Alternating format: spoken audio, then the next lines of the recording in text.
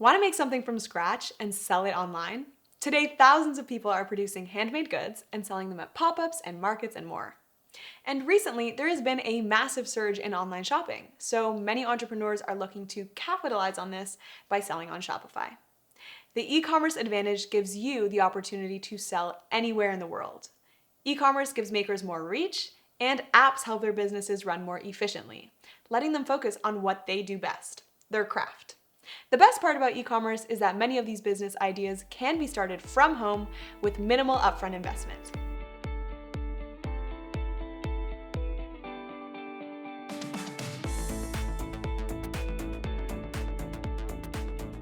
So here's a list of 6 things to make and sell online from home.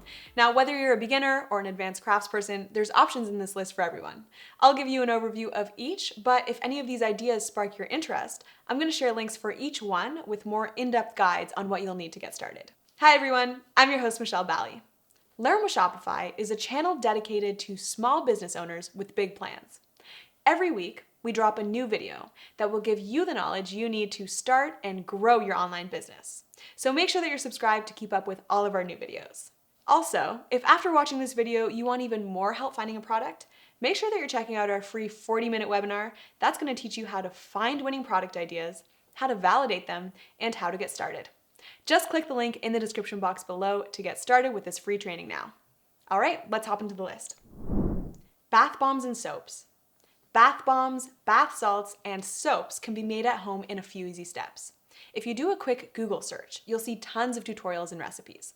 They range from simple recipes for bath salts like these, to more complicated formulas that require preservatives like these. You don't have to be a creative genius to make this business a success. Soaps and bath bombs can be made using molds that you buy online or at a craft store.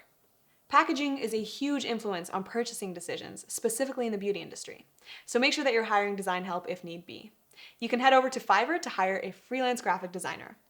All right, so here are some tips before deciding on this idea. First of all, you're going to want to keep your inventory tight.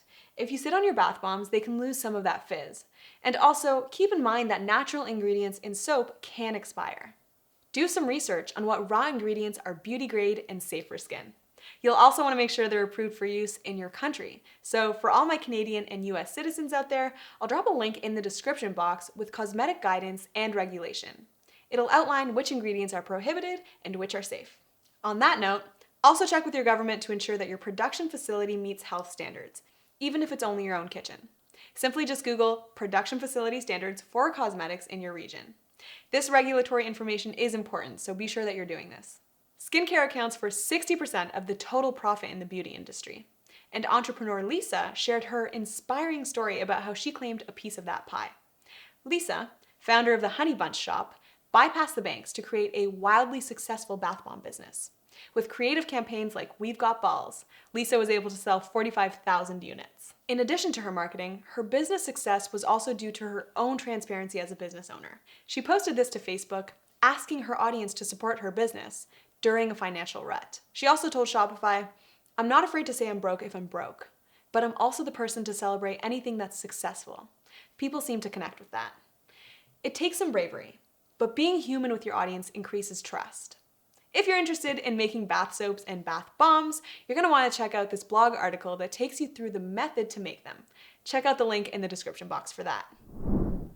T-shirts and printed merch. This is a maker business for the non-maker. Your design idea or slogan can be printed onto various goods like t-shirts, mugs, and dog bandanas.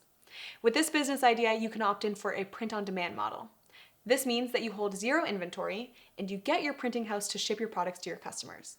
This is a very hands-off business that has low barrier to entry. Now, if you wanted to increase the handmade factor, consider learning the art of screen printing and purchasing equipment to print your designs at home, like this design over here. Or you can hand stitch patches and yarn work like these over here. Here's an inspiring story about how this entrepreneur started a t-shirt business to fund a new puppy. Liz Bertarelli, owner of Passion Fruit Apparel, really wanted a French bulldog. So she told herself, if she could make an extra $5,000, she would get one.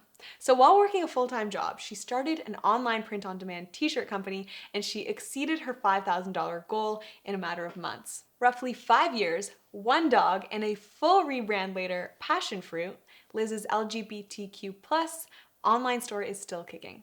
Liz mentions that when she came out, it was really hard. So she now sells tank tops with slogans like "Love is love" for the people who want to show themselves without saying it out loud. Here are a couple of tips for getting started with your t-shirt business. T-shirts and printed merch can supplement an existing business. So gyms and musicians, for example, can sell branded swag to their current audiences. This singer-songwriter Lolo sells t-shirts and stickers, for example. Now, if you're not a designer, don't sweat it. You can use sites like Shopify Experts, Creative Market, or Upwork to find talent to help turn your ideas into designs for your t-shirt business. I'll link all of those in the description box for you to look at later. Use a print and fulfillment app like Printful, Guten, or even T-Launch. They'll integrate with your Shopify store and automatically print, fulfill, and ship each order, so you can be up and running in a matter of days, if not hours. I'll link those resources as well. If you're inspired by Liz's quick success and you want to know more about how print on demand works, we have a whole video dedicated to just this. If you want to dive a little bit deeper, I'll also put a link for a free 40-minute webinar below. Make sure that you're opening these links in a new tab for when you're done watching this video here. Shopify is offering a free 14-day trial. All you have to do is click the link in the description box to take action so that you can level up your e-commerce business. Jewelry. Jewelry is another business idea that can range in skill levels. You can create really simple and low-tech pieces like beaded necklaces and woven bracelets, or you can really dig your feet in and use special silversmithing equipment to create necklace pendants like this cadet one over here. Now, think about how your designs can stand out and what niche you can carve out for yourself. To do this, you're going to want to validate your idea by following fashion influencers. So I tend to pay really close attention to what my friends and bloggers in London are wearing because while Toronto has some really well-dressed people, we're a bit behind. So if you're in the same boat, it helps to follow influencers in London, Paris, and Berlin, for example. That way, you'll be first to market with a particular trend in your area. Here's a motivating story of 10-year-old entrepreneur Riley. Her jewelry brand, called Gunner & Lux, has caught the attention of some of the biggest retailers in the US. So one year, Riley upped her lemonade stand game by adding some of her creations to her table. When her dad posted photos to his Instagram, his followers asked where they could buy her necklaces, so he set up a website. 4 years later, Riley's still head of design, but she now has staff helping her make jewelry and fulfill orders from the likes of Barney's and J.Crew. If you're feeling inspired by Riley's resourcefulness, here are some tips on how you can get your own jewelry business started as well. If you're crafting jewelry at home, try accentuating the imperfections of your jewelry. So look at these handmade blob rings, for example. These use resin and costume gemstones. If this all seems a little much and you've decided to just source jewelry instead, check out jewelers in Indonesia. They have great quality craftsmanship and unique designs at really reasonable prices. If you're looking for step-by-step instructions on how to start a jewelry business, don't worry, we've got you covered. Make sure that you're clicking here to watch that full video. Curated gift and subscription boxes. A gift or subscription box business is a great idea for those who are less crafty, but more have an eye for curation. Now, let me just start by saying that the assembly part can be a tedious task, but the business has its advantages. Subscription boxes are a great source of recurring and semi-reliable revenue. And if you already have a reasonably sized audience that brands want to get in front of, you can sell your subscription box as a marketing opportunity so that you get the items to go into the box for free. Listen to this crazy story about subscription box owner Sophia Piero. Before she started her own business, rubbing elbows with the Hollywood elite was just another day on the job. Sophia was raking in a good living and she was at the top of her game, but none of it made her happy. So she started a subscription box business. She turned down the opportunity to work with Matt Damon because she's so happy running present-day gifts.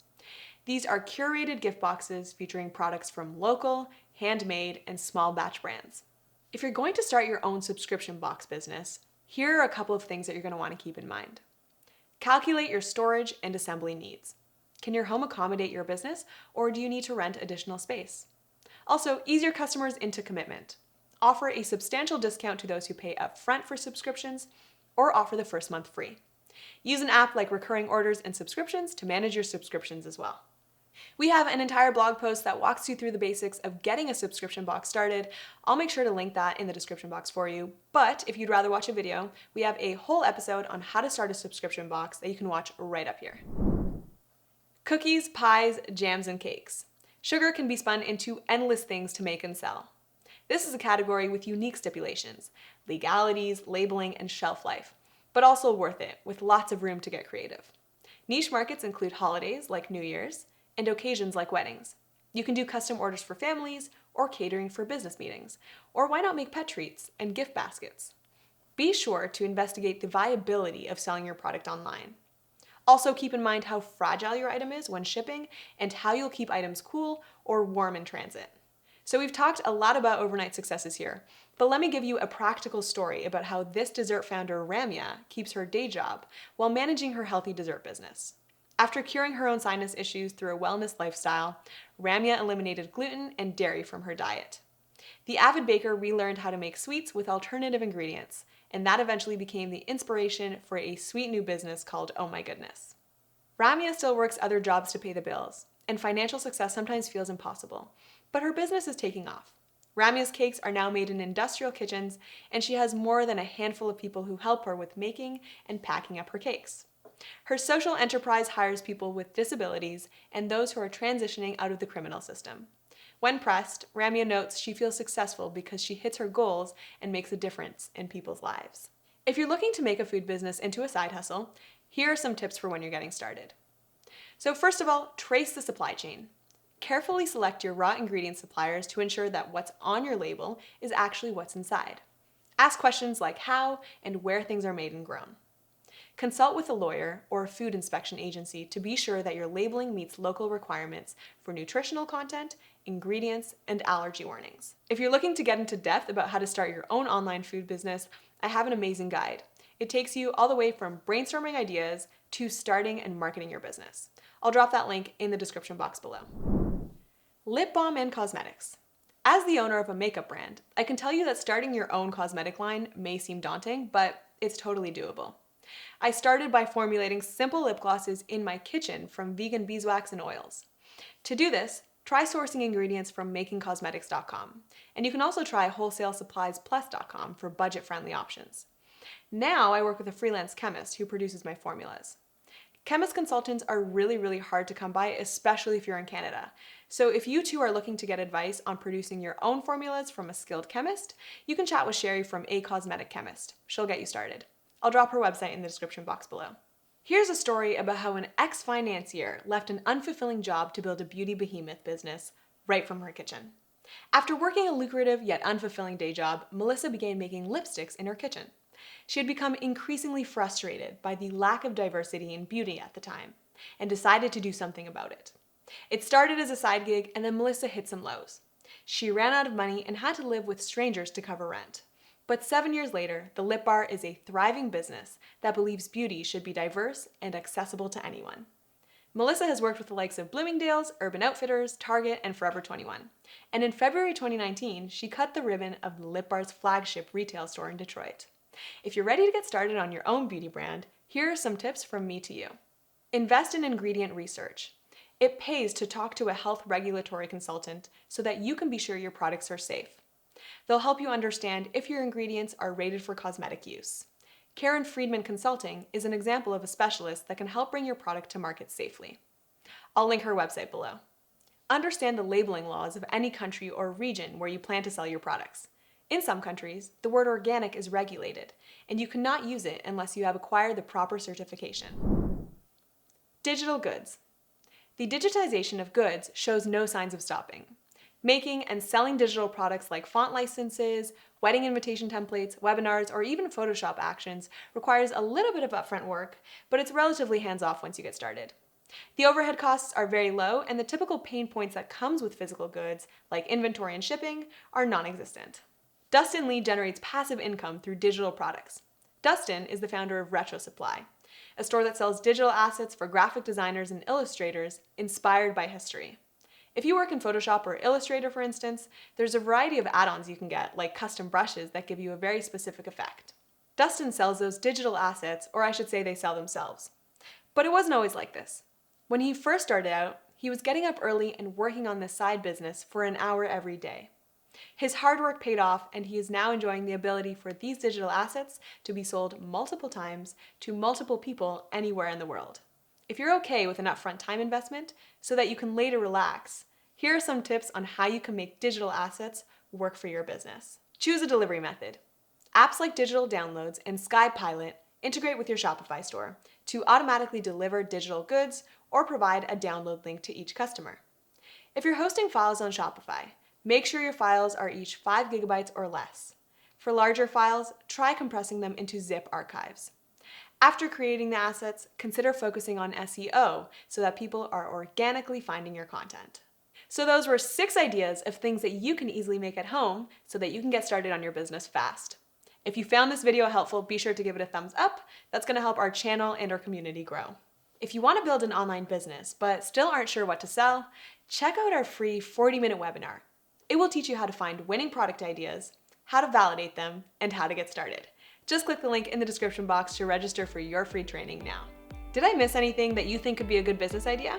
If so, make sure you're dropping it in the comments below. Thank you so much for tuning in this time. I'm your host, Michelle Bally, and I will see you in the next one.